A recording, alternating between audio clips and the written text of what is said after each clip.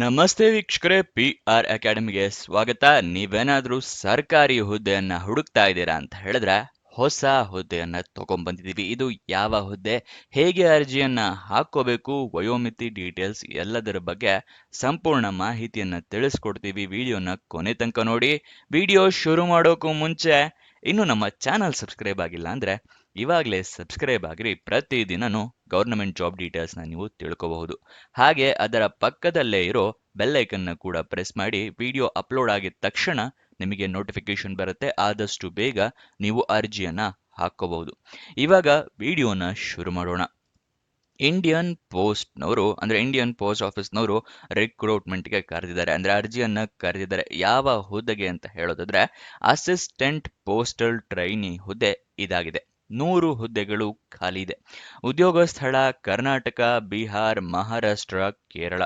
ಕರ್ನಾಟಕದಲ್ಲಿ 2-3 ಕಡೆ ಇದೆ. ಯಾವ್ಯಾವ ಪ್ಲೇಸು ಅಂತ ಹೇಳಿ ನಿಮಗೆ ವಿಡಿಯೋದಲ್ಲಿ ಮುಂದೆ ತಿಳಿಸ್ಕೊಡ್ತೀನಿ. ನೆಕ್ಸ್ಟ್ ಅವರು ಸ್ಯಾಲ್ರಿಯನ್ನ ಎಷ್ಟಿರುತ್ತೆ ಅಂತ ಹೇಳಿ ಮೆನ್ಷನ್ ಮಾಡಿರೋದಿಲ್ಲ. ನೀವು ಕೂಡ ಒಂದ್ಸಲ ನೋಟಿಫಿಕೇಶನ್ ಓದ್ಕೊಳ್ಳಿ, ನಿಮ್ಗಳಿಗೂ ಕೂಡ ಗೊತ್ತಾಗುತ್ತೆ. ನೆಕ್ಸ್ಟ್ ಎಜುಕೇಶನ್ ಕ್ವಾಲಿಫಿಕೇಶನ್ ವಯೋಮಿತಿ ಅಂದ್ರೆ ವಿದ್ಯಾಭ್ಯಾಸ ಏನ್ ಮಾಡಿರ್ಬೇಕು ಅಂತ ಹೇಳಿ, ಮತ್ತೆ ನಿಮ್ಮ ವಯೋಮಿತಿ ಎಷ್ಟಿರಬೇಕು ಅಥವಾ ಏಜ್ ಲಿಮಿಟ್ ಎಷ್ಟಿರಬೇಕು ಅಂತ ಹೇಳಿ ಇದನ್ನ ಕೂಡ ಅವರು ಮೆನ್ಷನ್ ಮಾಡಿರೋದಿಲ್ಲ. ಅದಕ್ಕೋಸ್ಕರ ನೀವು ನೋಟಿಫಿಕೇಶನ್ ಒಂದ್ಸಲ ಸಂಪೂರ್ಣವಾಗಿ ಓದ್ಕೊಳ್ಳಿ ಡೀಟೇಲ್ಸ್ನ ತಿಳ್ಕೊಳ್ಳೋದಕ್ಕೆ. ಅರ್ಜಿ ಶುಲ್ಕ ಎಷ್ಟಿದೆ ಅಂತ ತಿಳ್ಕೊಳ್ಳೋದ್ರೆ ಯಾವುದೇ ರೀತಿಯ ಅರ್ಜಿ ಶುಲ್ಕವನ್ನ ಅವರು ಇಟ್ಟಿರೋದಿಲ್ಲ. ಉಚಿತವಾಗಿ ನೀವು ಅರ್ಜಿಯನ್ನ ಹಾಕೊಂಡು ಈ ಜಾಬ್ನ ನಿಮ್ದಾಗಿಸ್ಕೊಳ್ಬಹುದು. ಅದಕ್ಕೋಸ್ಕರ ಎಲ್ಲರೂ ಅರ್ಜಿಯನ್ನ ಹಾಕೊಳ್ಳಿ. ನೆಕ್ಸ್ಟ್ ಇದರ ಸೆಲೆಕ್ಷನ್ ಪ್ರೋಸೆಸ್ ಏನಿರುತ್ತೆ ಅಂತ ಹೇಳಿ ತಿಳ್ಕೊಳ್ಳೋದಾದ್ರೆ ರಿಟರ್ನ್ ಟೆಸ್ಟ್ ಅಂದ್ರೆ ಲಿಖಿತ ಪರೀಕ್ಷೆ ಇರುತ್ತೆ. ಅದಾದ ನಂತರ ಇಂಟರ್ವ್ಯೂ ಇರುತ್ತೆ. ಇದಿಷ್ಟು ಸೆಲೆಕ್ಷನ್ ಪ್ರೋಸೆಸ್ನ ವಿವರ. ನೆಕ್ಸ್ಟ್ ನಿಮಗೆ ಅರ್ಜಿಯನ್ನ ಹೇಗೆ ಹಾಕೊಳ್ಳೋದು ಅನ್ನೋದನ್ನ ತಿಳಿಸ್ಕೊಡ್ತೀನಿ. ಅದಕ್ಕಿಂತ ಮುಂಚೆ ದಯವಿಟ್ಟು ಇನ್ನು ನಮ್ಮ ವಿಡಿಯೋ ಅಂದ್ರೆ ಈ ವಿಡಿಯೋಗೆ ಲೈಕ್ ಮಾಡಿಲ್ಲ ಅಂತ ಹೇಳಿದ್ರೆ ದಯವಿಟ್ಟು ಲೈಕ್ ಮಾಡಿ. ನೀವು ಲೈಕ್ ಮಾಡಿದಾಗ ಇನ್ನೂ ಹಲವಾರು ಜನರಿಗೆ ಈ ವಿಡಿಯೋ ತಲುಪುತ್ತೆ. ಮತ್ತೆ ಏನಾದರೂ ಒಂದು ಕಮೆಂಟ್ ಮಾಡಿ. ಏನೇ ಕಮೆಂಟ್ ಮಾಡಿದ್ರು ತೊಂದರೆ ಇಲ್ಲ. ನೀವು ಕಮೆಂಟ್ ಮಾಡಿದಾಗ ಸ್ವಲ್ಪ ಈ ವಿಡಿಯೋಗೆ ರೀಚ್ ಸಿಗುತ್ತೆ. ಅದಕ್ಕೋಸ್ಕರ ದಯವಿಟ್ಟು ನೀವು ಕಮೆಂಟ್ ಮಾಡೋ ಮುಖಾಂತರ ನಮ್ಮನ್ನ ಸಪೋರ್ಟ್ ಮಾಡ್ಬೋದು. ನೆಕ್ಸ್ಟ್ ನಿಮಗೆ ಗೊತ್ತಿರಲಿಲ್ಲ ಅಂತ ಹೇಳಿದ್ರೆ ಅಥವಾ ಹೊಸ ವೀಕ್ಷಕರಾಗಿದ್ರೆ ತಿಳಿಸ್ಕೊಡ್ತಾ ಇದ್ದೀನಿ. ವೆಬ್ಸೈಟ್ನ ಕ್ರಿಯೇಟ್ ಮಾಡಿದ್ವಿ. ಯಾವ ವೆಬ್ಸೈಟ್ ಅಂತ ಕೇಳ್ತಾ ಇದ್ದೀರಾ? ನಮ್ಮದೇ ವೆಬ್ಸೈಟ್ ಕಣ್ರಿ, prgovernmentjobs.com ಅಂತ ಹೇಳಿ. ಅಂದ್ರೆ prgovtjobs.com ಅಂತ ಹೇಳಿ ನಿಮಗೆ ಹೊಸ ವೆಬ್ಸೈಟ್ ನ ಕ್ರಿಯೇಟ್ ಮಾಡಿದೀವಿ. ಇದರ ಲಿಂಕು ಡಿಸ್ಕ್ರಿಪ್ಷನ್ ಮತ್ತೆ ಕಮೆಂಟ್ ಬಾಕ್ಸ್ ನಲ್ಲಿ ಕೊಟ್ಟಿದ್ವಿ. ಏನಕ್ಕೆ ವೆಬ್ಸೈಟ್ ಕ್ರಿಯೇಟ್ ಮಾಡಿದೀವಿ ಅಂದ್ರೆ ಯೂಟ್ಯೂಬ್ ನಲ್ಲಿ 2-3 ಜಾಬ್ ಡೀಟೇಲ್ಸ್ ತಿಳಿಸ್ಕೊಡ್ಬೋದು ಪ್ರತಿದಿನಕ್ಕೆ. ಆದ್ರೆ ವೆಬ್ಸೈಟ್ ಕ್ರಿಯೇಟ್ ಮಾಡಿದ್ರೆ ಪ್ರತಿದಿನಕ್ಕೆ ಹಲವಾರು ಜಾಬ್ ಡೀಟೇಲ್ಸ್ ನ ತಿಳಿಸ್ಕೊಡ್ಬೋದು ಅಂತ ಹೇಳಿ ಕ್ರಿಯೇಟ್ ಮಾಡಿದ್ವಿ. ಇದನ್ನ ಸದುಪಯೋಗ ಪಡಿಸ್ಕೊಳ್ಳಿ. ಅದ್ರ ಕಮೆಂಟ್ ಬಾಕ್ಸ್ ಅಥವಾ ಡಿಸ್ಕ್ರಿಪ್ಷನ್ ಇಂದ ಕ್ಲಿಕ್ ಮಾಡಿದ್ರೆ ಈ ರೀತಿ ಒಂದು ಪೇಜ್ ಓಪನ್ ಆಗುತ್ತೆ ನಮ್ಮ ವೆಬ್ಸೈಟ್. ಇಲ್ಲಿ ಕರ್ನಾಟಕ ಗೌರ್ಮೆಂಟ್ ಜಾಬ್ಸು, ಇಲ್ಲಿ central government 10th pass 12th pass degree jobs, ಈ ತರ ಹಲವಾರು ಕೆಟಗರಿಯ ಜಾಬ್ಸ್ ಇದೆ. ನಿಮ್ಮ ಎಜುಕೇಶನ್ ಕ್ವಾಲಿಫಿಕೇಶನ್ಗೆ ಯಾವ್ದು ಸೂಟ್ ಆಗುತ್ತೆ ನೋಡಿ ಅದನ್ನ ಕ್ಲಿಕ್ ಮಾಡ್ಕೊಳ್ಳಿ. ಸ್ಕ್ರೋಲ್ ಡೌನ್ ಮಾಡಿದ್ರೆ ಕನ್ನಡದಲ್ಲಿ ಕೂಡ ಬಟನ್ಸ್ಗಳನ್ನ ಕೊಟ್ಟಿದ್ದೀವಿ. ಕನ್ನಡ ಇಂಗ್ಲಿಷ್ ಯಾವ್ದ್ರಲ್ಲಿ ಬೇಕಾದ್ರೂ ಕ್ಲಿಕ್ ಮಾಡಬಹುದು. ಸ್ಕ್ರೋಲ್ ಡೌನ್ ಮಾಡಿದ್ರೆ ಇಲ್ಲಿ Karnataka government jobs, central government 10th pass ಜಾಬ್ಸ್ನ ಲಿಸ್ಟ್ಗಳನ್ನ ಕೊಟ್ಟಿದ್ದೀವಿ. ಇಲ್ಲಿ ಎಲ್ಲ ಲಿಸ್ಟ್ನ ನೋಡ್ಕೋಬಹುದು. ಇಲ್ಲಿ ಸ್ಕ್ರೋಲ್ ಡೌನ್ ಮಾಡ್ಕೊಂಡು ನೋಡ್ಕೋಬಹುದು. ಮೊಬೈಲ್ನಲ್ಲಿ ಆಗಿದ್ರು ಅಷ್ಟೇ ಇದನ್ನ ಸ್ಕ್ರೋಲ್ ಡೌನ್ ಮಾಡಿದ್ರೆ ನಿಮಗೆ ಡೀಟೇಲ್ಸ್ ಸಿಗುತ್ತೆ.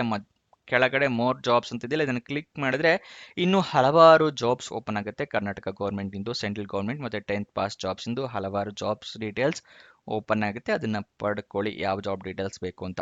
ಆದ್ರೆ ನೀವು ಕೇಳ್ಬೋದು, ಈ ವೆಬ್ಸೈಟ್ ನಲ್ಲಿ ಜಾಬ್ ಡೀಟೇಲ್ಸ್ ಅಪ್ಲೋಡ್ ಆಗಿದ ತಕ್ಷಣ ನಿಮಗೆ ಹೇಗೆ ಗೊತ್ತಾಗತ್ತೆ ಅಂತ ಹೇಳಿದ್ರೆ ನಾವು ನಿಮಗೆ ವಾಟ್ಸಪ್ ಮತ್ತೆ ಟೆಲಿಗ್ರಾಮ್ ಚಾನಲ್ ನಿಂದ ಲಿಂಕ್ ನ ಪ್ರೊವೈಡ್ ಮಾಡ್ತೀವಿ. ಸೊ ಅದನ್ನ ಫಾಲೋ ಮಾಡಿ. ಡಿಸ್ಕ್ರಿಪ್ಷನ್ ಮತ್ತೆ ಕಮೆಂಟ್ ಬಾಕ್ಸ್ ನಲ್ಲಿ ಈ ಸೋಷಿಯಲ್ ಮೀಡಿಯಾ ಚಾನಲ್ಸ್ ನ ಲಿಂಕ್ ಕೊಟ್ಟಿದ್ದೀನಿ ಡಿಸ್ಕ್ರಿಪ್ಷನ್ ನಲ್ಲಿ. ಅಲ್ಲಿಂದ ಕ್ಲಿಕ್ ಮಾಡಿದ್ರೆ ನೀವು ಟೆಲಿಗ್ರಾಮ್ನ ಜಾಯ್ನ್ ಆಗ್ಬೋದು. ಅಲ್ಲಿಂದನೇ ಕ್ಲಿಕ್ ಮಾಡಿ ವಾಟ್ಸಪ್ ಚಾನೆಲ್ನ ಕೂಡ ಜಾಯ್ನ್ ಆಗ್ಬೋದು. ಪ್ರತಿದಿನ ಜಾಬ್ ಡೀಟೇಲ್ಸ್ ಅಪ್ಲೋಡ್ ಆಗಿದ ತಕ್ಷಣ ಈ ಜಾಬ್ ಡೀಟೇಲ್ಸ್ ಅಪ್ಲೋಡ್ ಆಗಿದೆ, ಇದರ ಲಿಂಕ್ ಅಂತ ಹೇಳಿ ನಿಮಗೆ ಪ್ರೊವೈಡ್ ಮಾಡ್ತೀವಿ. ಮತ್ತೆ ಕೊನೆ ದಿನಾಂಕ ಹತ್ರ ಬರ್ತಿದ್ದಾಗೆ ಈ ಜಾಬ್ಸ್ ಕೊನೆಗೊಳ್ತಾ ಇದೆ ಅಂತ ಹೇಳಿ ಅದರ ಲಿಂಕ್ ಕೊಡ್ತೀವಿ. ನೀವು ಆದಷ್ಟು ಬೇಗ ಅರ್ಜಿಯನ್ನ ಹಾಕೊಳ್ಳಕ್ಕೆ ಹೆಲ್ಪ್ ಆಗುತ್ತೆ. ವಾಟ್ಸಪ್ ಮತ್ತೆ ಟೆಲಿಗ್ರಾಮ್ನ ಜಾಯ್ನ್ ಆಗೋದು ಮರಿಬೇಡಿ. ಇವಾಗ ಅರ್ಜಿಯನ್ನ ಹೇಗೆ ಹಾಕೊಳ್ಳೋದು ಅನ್ನೋದರ ವಿವರ ತಿಳ್ಕೊಳ್ಳೋಣ. ನೀವು ಅರ್ಜಿಯನ್ನ ಹಾಕೋಕ್ಕೂ ಮುಂಚೆ ಅಫಿಷಿಯಲ್ ನೋಟಿಫಿಕೇಶನ್ ಓದ್ಕೊಳ್ಳಿ. ಏನೇನು ಎಲಿಜಿಬಿಲಿಟಿ ಕ್ರೈಟೀರಿಯಾ ಇದೆ ಅಂತ ತಿಳ್ಕೊಳ್ಳೋದಕ್ಕೆ. ಗೊತ್ತಾಯ್ತಲ್ವಾ? ಅದಾದ ನಂತರ ನೀವು ಅರ್ಜಿಯನ್ನ ಹೇಗೆ ಹಾಕೊಳ್ಬೇಕು ಅಂತ ಹೇಳಿದ್ರೆ ಆನ್ಲೈನ್ ಮೂಲಕ ನೀವು ಅರ್ಜಿಯನ್ನ ಹಾಕೋಬೇಕಾಗತ್ತೆ. ಆನ್ಲೈನ್ ಅರ್ಜಿಯಲ್ಲಿ ನಿಮ್ಮ ಇಮೇಲ್ ಐ ಡಿ ಮತ್ತೆ ಮೊಬೈಲ್ ನಂಬರ್ನ ಕರೆಕ್ಟಾಗಿ ಮೆನ್ಷನ್ ಮಾಡೋದು ಮರಿಬೇಡಿ. ಯಾಕಂತ ಹೇಳಿದ್ರೆ ನಿಮಗೆ ಕೆಲಸ ಸಿಕ್ಕಿದ್ರೆ ಇಮೇಲ್ ಅಥವಾ SMS ಮುಖಾಂತರ ಅವರು ನಿಮಗೆ ತಿಳಿಸ್ಕೊಡ್ತಾರೆ, ಅದಕ್ಕೋಸ್ಕರ. ನೆಕ್ಸ್ಟು ನಿಮಗೆ ನೆಸಸರಿ ಡಾಕ್ಯುಮೆಂಟ್ಸ್ನ ರೆಡಿ ಇಟ್ಕೊಂಡಿರ್ಬೇಕಾಗತ್ತೆ. ಯಾವ್ಯಾವ ಡಾಕ್ಯುಮೆಂಟ್ಸ್ ಅಂತ ತಿಳಿಸ್ಕೊಡ್ತಾ ಇದ್ದೀನಿ ನೋಡಿ. ಮೊದಲನೇದಾಗಿ ಐ ಡಿ ಪ್ರೂಫ್ ಬೇಕಾಗುತ್ತೆ. ಅಂದರೆ Aadhaar card, voter I D ಅಥವಾ ಪಾನ್ ಕಾರ್ಡ್ ಈ ಥರ ಯಾವ್ದಾದ್ರು ಒಂದು ಐ ಡಿ ಪ್ರೂಫ್ ಬೇಕು. ಅದಾದ ನಂತರ ಏಜ್ ಪ್ರೂಫ್ಗೆ SSLC ಮಾರ್ಕ್ಸ್ ಕಾರ್ಡ್ ಬೇಕಾಗುತ್ತೆ. ನೆಕ್ಸ್ಟ್ ನಿಮ್ಮ ಕ್ವಾಲಿಫಿಕೇಶನ್ ಅಂದರೆ ಎಜುಕೇಷನ್ ಕ್ವಾಲಿಫಿಕೇಷನ್ನ ಸರ್ಟಿಫಿಕೇಟ್ಸು, ಮಾರ್ಕ್ಸ್ ಕಾರ್ಡು ಎಲ್ಲ ರೆಡಿ ಇಟ್ಕೊಂಡಿರಿ. ಅದಾದ ನಂತರ ನಿಮ್ಮ ರೆಸ್ಯೂಮೆ ರೆಡಿ ಇಟ್ಕೊಂಡಿರಿ.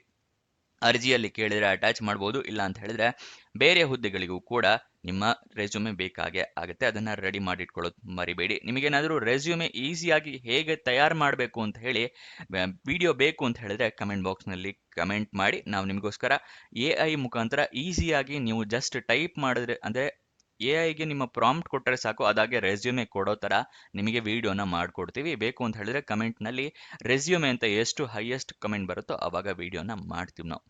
ನೆಕ್ಸ್ಟ್ ಅರ್ಜಿಯನ್ನು ಫಿಲ್ ಮಾಡೋದಕ್ಕೆ ಎಲ್ಲ ಡೀಟೇಲ್ಸ್ ಕರೆಕ್ಟ್ ಇದೆಯಾ ಅಂತ ಚೆಕ್ ಮಾಡಿಕೊಂಡ ನಂತರ ಅರ್ಜಿಯನ್ನು ಸಬ್ಮಿಟ್ ಮಾಡಿ. ಓಕೆನಾ.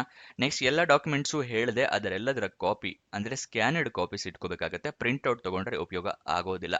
ಇಲ್ಲ ಮೊಬೈಲ್ನಲ್ಲೇ ಅರ್ಜಿಯನ್ನು ಹಾಕೋತೀರಾ ಅಂತ ಹೇಳಿದ್ರೆ ಎಲ್ಲ ಡಾಕ್ಯುಮೆಂಟ್ಸ್ನ ಫೋಟೋ ತೊಗೊಂಡು ಇಟ್ಕೊಳ್ಳಿ. ಈಸಿಯಾಗಿ ಅಪ್ಲೋಡ್ ಮಾಡಬಹುದು. ಕ್ಲೀನಾಗಿ ಕಾಣೋ ಥರ ಫೋಟೋ ತೊಗೊಂಡು ಇಟ್ಕೋಬೇಕಾಗತ್ತೆ. ನೆಕ್ಸ್ಟು ನಿಮ್ಮ ಪಾಸ್ಪೋರ್ಟ್ ಸೈಜ್ ಫೋಟೋಗ್ರಾಫ್ ಕೂಡ ಇಟ್ಕೊಂಡಿರಿ. ನೆಕ್ಸ್ಟ್ ನಿಮ್ಮ ಅರ್ಜಿಯನ್ನು ಸಬ್ಮಿಟ್ ಮಾಡಿದ ನಂತರ ನಿಮಗೇನಾದರೂ ಅಪ್ಲಿಕೇಶನ್ ನಂಬರ್ ಅಥವಾ ರೆಫರೆನ್ಸ್ ನಂಬರ್ ಆ ಥರ ಏನಾದರೂ ಬಂದರೆ ಅದನ್ನು ಬರೆದಿಟ್ಕೊಳ್ಳಿ.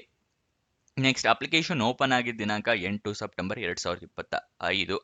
ಕೊನೆಯ ದಿನಾಂಕ ನೋಡೋದಾದ್ರೆ 29 ಸೆಪ್ಟೆಂಬರ್ 2025 ತನಕ ನಿಮಗೆ ಕೊನೆಯ ದಿನಾಂಕ ಇರುತ್ತೆ. ಆದಷ್ಟು ಬೇಗ ಅರ್ಜಿಯನ್ನು ಹಾಕೊಳ್ಳಿ. ಕೊನೆಯ ದಿನಾಂಕ ಹತ್ತಿರ ಬರ್ತಿದ್ದಾಗೆ ಸರ್ವರ್ ಕ್ರ್ಯಾಶ್ ಆಗೋ ಸಾಧ್ಯತೆ ಜಾಸ್ತಿ ಇರುತ್ತೆ. ಮತ್ತೆ ಲಾಸ್ಟ್ ಡೇಟ್ ರಿಪೋರ್ಟಿಂಗ್ ಅಂದರೆ ಯಾವಾಗ ಇರುತ್ತೆ ಅಂತ ಹೇಳಿದ್ರೆ 30 ಸೆಪ್ಟೆಂಬರಿಗೆ ಲಾಸ್ಟ್ ಡೇ ಆಫ್ ರಿಪೋರ್ಟಿಂಗ್ ಇರುತ್ತೆ. ನೆಕ್ಸ್ಟ್ ಅಫಿಷಿಯಲ್ ನೋಟಿಫಿಕೇಶನ್ ಡೌನ್ಲೋಡ್ ಮಾಡ್ಕೊಳ್ಳೋದು ತಿಳಿಸ್ಕೊಡ್ತಾ ಇದ್ದೀನಿ, ನೋಡ್ಕೊಳ್ಳಿ. ನಿಮಗೆ ಡಿಸ್ಕ್ರಿಪ್ಷನ್ ಮತ್ತೆ ಕಮೆಂಟ್ ಬಾಕ್ಸ್ನಲ್ಲಿ ಲಿಂಕ್ ಕೊಟ್ಟಿದ್ದೀನಿ ಅಂತ ಹೇಳಿದ್ನಲ್ಲ, ಅದರಲ್ಲಿ ಎರಡನೆಯ ಲಿಂಕನ್ನು ಕ್ಲಿಕ್ ಮಾಡಿದ್ರೆ ಈ ಇಂಡಿಯನ್ ಪೋಸ್ಟ್ ಜಾಬಿನ ಈ ವೆಬ್ಸೈಟ್ ತೋರಿಸ್ತಾ ಇದ್ದೀನಲ್ಲ, ಇದು ಓಪನ್ ಆಗುತ್ತೆ. ಇಲ್ಲಿ ಫುಲ್ ಸ್ಕ್ರೋಲ್ ಡೌನ್ ಮಾಡಿ ಕೆಳಗಡೆ ಬಂದರೆ ಅಫಿಷಿಯಲ್ ನೋಟಿಫಿಕೇಶನ್ ಅಂತ ಹೇಳಿ ಪಕ್ಕದಲ್ಲೇ ಲಿಂಕ್ ಇದೆಯಲ್ಲ, ಇದನ್ನ ಕ್ಲಿಕ್ ಮಾಡಿ. ನಿಮಗೆ ನೋಟಿಫಿಕೇಶನ್ ಓಪನ್ ಆಗುತ್ತೆ. ಇಲ್ಲಿ ಇದಿಷ್ಟು ಈ ಥರ ಒಂದು ನೋಟಿಫಿಕೇಶನ್ ಓಪನ್ ಆಗುತ್ತೆ. ಇಲ್ಲಿ ನಿಮಗೆ ಯಾವ್ಯಾವ ಪ್ಲೇಸಸ್ಗಳಲ್ಲಿ ಖಾಲಿ ಇದೆ ಅಂತ ಹೇಳ್ತಿದ್ನಲ್ಲ, ಇಲ್ಲಿ ತೋರಿಸ್ಕೊಡ್ತಾ ಇದ್ದೀನಿ ನೋಡಿ. ಕರ್ನಾಟಕದಲ್ಲಿ ಬೆಂಗಳೂರು ಮತ್ತು ಮೈಸೂರಿನಲ್ಲಿ ಖಾಲಿ ಇರುತ್ತೆ, ಗೊತ್ತಾಯ್ತಲ್ವಾ. ತಮಿಳುನಾಡಲ್ಲಿ ಚೆನ್ನೈ ಮತ್ತು ಹೈದರಾಬಾದ್, ವಿಶಾಖಪಟ್ಟಣಂ ಬೇರೆ ಬೇರೆ ಪ್ಲೇಸಸ್ಗಳಲ್ಲೂ ಇರುತ್ತೆ. ನೀವು ಯಾವ ಪ್ಲೇಸ್ಗಳಿಗೆ ಬೇಕಾದ್ರೂ ಅರ್ಜಿಯನ್ನು ಹಾಕೋಬಹುದು, ಗೊತ್ತಾಯ್ತಲ್ವಾ. ಇಲ್ಲಿ ಅರ್ಜಿಯನ್ನು ಸಂಪೂರ್ಣವಾಗಿ ಓದ್ಕೊಳ್ಳಿ. ಏನೇನು ಟರ್ಮ್ಸ್ ಅಂಡ್ ಕಂಡೀಷನ್ಸ್ ಇದೆ ಅಂತ ಹೇಳಿ, ಎಲಿಜಿಬಿಲಿಟಿ ಕ್ರೈಟೀರಿಯಾ ಅದೊಂದು ತಿಳಿಸ್ಕೊಡ್ತಾ ಇದ್ದೀನಿ ನೋಡಿ. ಇಲ್ಲಿ ಆಫೀಸರ್ಸ್ ಮತ್ತು ಅಫಿಷಿಯಲ್ಸ್ ಅರ್ಜಿಯನ್ನು ಹಾಕೋಬಹುದು. ಯಾವ್ಯಾವುದು ಅಂತ ಹೇಳಿದ್ರೆ PS group B officials, ASP ಅಥವಾ IP, LSG, PA, SA, OA, MTS ಅಥವಾ GDS ಆಫೀಸರ್ಸ್ ಅಥವಾ ಅಫಿಷಿಯಲ್ಸು ಅರ್ಜಿಯನ್ನು ಹಾಕೋಬೇಕಾಗಿರೋದು. ಅದನ್ನು ಮುಂಚೆನೇ ತಿಳಿಸ್ಕೊಡ್ತಾ ಇದ್ದೀನಿ. ಇಲ್ಲಿ ತೋರಿಸ್ತೀನಿ ನೋಡಿ. ಹಾಂ, ಇಲ್ಲಿ ಅಂದರೆ ನಿಮ್ಮ postal assistant, PS group A, AO, AAO ಮತ್ತು ASP, inspector posts, LSC postal assistant post PA ಅಂತ ಹೇಳಿದ್ರೆ, SA ಅಂತ ಹೇಳಿದ್ರೆ ಸಾರ್ಟಿಂಗ್ ಅಸಿಸ್ಟೆಂಟ್ ಆದವರು, ಆಫೀಸ್ ಅಸಿಸ್ಟೆಂಟ್ ಇದ್ದವರು, ಪೋಸ್ಟ್ ಮ್ಯಾನು, MTS, GDS ಇದಿಷ್ಟು ಆಫೀಸರ್ಸ್ಗಳು ಅರ್ಜಿಯನ್ನು ಹಾಕೋಬಹುದು. ಮತ್ತು ಗೊತ್ತಾಯ್ತಲ್ವಾ ಏನೇನು ಅಂತ ಹೇಳಿ ಎಲಿಜಿಬಿಲಿಟಿ ಕ್ರೈಟೀರಿಯಾ. ಇದಿಷ್ಟು ನೀವು ಇದನ್ನು ಓದ್ಕೊಳ್ಳಿ. ಏನೇನು ಎಲಿಜಿಬಿಲಿಟಿ ಕ್ರೈಟೀರಿಯಾ ಇದೆಯಲ್ಲ ತಿಳ್ಕೊಂಡ ನಂತರ ಅರ್ಜಿಯನ್ನು ಹಾಕ್ಕೊಳ್ಳಿ.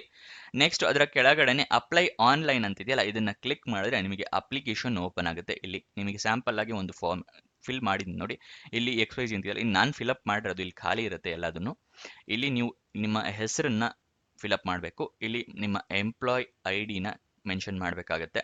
ನಿಮ್ಮ ಜೆಂಡರು, ನಿಮ್ಮ ಡೇಟ್ ಆಫ್ ಬರ್ತು, ಸುಮ್ಮನೆ ಒಂದು ರ್ಯಾಂಡಮ್ ನಂಬರ್ ತೊಗೊಂಡಿದ್ದೀನಿ. ಇಲ್ಲಿ ನಿಮ್ಮ ಮೊಬೈಲ್ ನಂಬರ್, ಇಲ್ಲಿ ಸೆಟ್ ಮೊಬೈಲ್ ನಂಬರ್ ಕೊಟ್ಟರೆ ನಿಮಗೆ ಮೊಬೈಲ್ ನಂಬರಿಗೆ ಒಂದು ಬರುತ್ತೆ. ಆಮೇಲೆ OTP-ನ ಎಂಟರ್ ಮಾಡಬೇಕಾಗತ್ತೆ. ಆಮೇಲೆ ಇಲ್ಲಿ ನಿಮ್ಮ ಮೊಬೈಲ್ ನಂಬರ್ ಬರುತ್ತೆ. ಅದಾದ ನಂತರ ಇಲ್ಲಿ ನಿಮ್ಮ ಇಮೇಲ್ ID ಬೇಕು.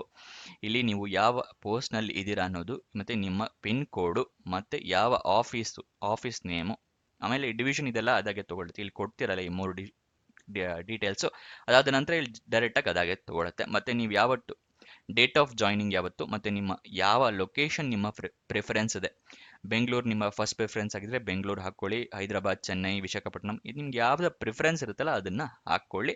ಅದಾದ ನಂತರ ನೆಕ್ಸ್ಟ್ ಕೊಡಿ. ನೆಕ್ಸ್ಟ್ ಓಪನ್ ಆಗುತ್ತೆ. ಗೊತ್ತಾಯ್ತಲ್ವಾ? ನೆಕ್ಸ್ಟ್ ಡೀಟೇಲ್ಸ್ನ ಫಿಲಪ್ ಮಾಡಬಹುದು. ಅರ್ಜಿಯನ್ನ ಹೇಗೆ ಹಾಕೊಳ್ಳೋದು ಅಂತ ತಿಳಿಸ್ಕೊಟ್ಟಿದ್ದೀನಿ. ಅಫಿಷಿಯಲ್ ವೆಬ್ಸೈಟ್ ಅಡ್ರೆಸ್ ಬೇಕು ಅಂದರೆ indiapost.gov.in ಇದು ಅಫಿಷಿಯಲ್ ವೆಬ್ಸೈಟ್ನ ಅಡ್ರೆಸ್ ಆಗಿರುತ್ತೆ. ಯಾವುದೇ ರೀತಿಯ ಅರ್ಜಿ ಶುಲ್ಕ ಇರೋದಿಲ್ಲ. ಆದಷ್ಟು ಅರ್ಜಿಯನ್ನ ಹಾಕೊಳ್ಳಿ, ಜಾಬ್ನ ನಿಮ್ದಾಗಿಸ್ಕೊಳ್ಳಿ. ಕೊನೆ ತನಕ ನೋಡಿದ್ದಕ್ಕೆ ಧನ್ಯವಾದ. ಇನ್ನೊಂದು ಜಾಬ್ ವಿಡಿಯೋ ಜೊತೆ ಸಿಗೋಣ. ಬಾಯ್ ಬಾಯ್.